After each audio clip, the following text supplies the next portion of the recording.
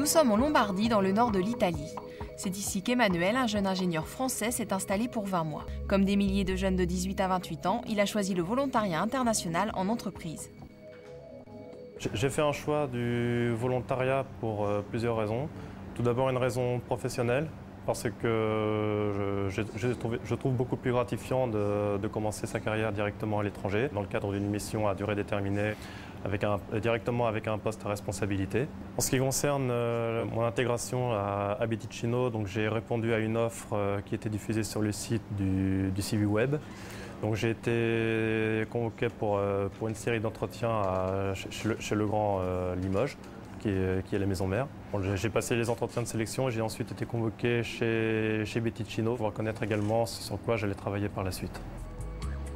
La decisione di accettare di accogliere Emmanuel Fauvel nel nostro gruppo di lavoro deriva dalla necessità di aprire i confini delle attività nostre a quello che è un dominio mondiale. Quindi la partecipazione di persone che hanno esperienze culturali diverse, che provengono da paesi diversi, non può che far bene anche alle équipes attuali di lavoro, alle nostre équipes nazionali.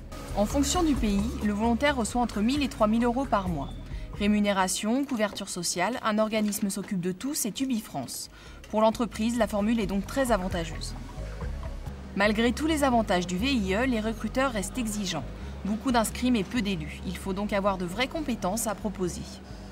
Lorsqu'un recruteur embauche un volontaire international, il procède de la même manière que s'il recrutait quelqu'un dans son entreprise. L'unique différence, finalement, se fait au niveau du statut. On recherche un profil bien précis qui correspond à un besoin à tel endroit à l'étranger. Le VIE permet aux jeunes de se lancer en toute sécurité dans une carrière internationale. Un sérieux atout pour l'avenir. Ce qui m'importe dans l'immédiat, c'est véritablement de développer une expérience solide, d'une à l'étranger et de deux dans la recherche et développement. Et c'est par intermédiaire de cette mission que je vais pouvoir parvenir à mes objectifs.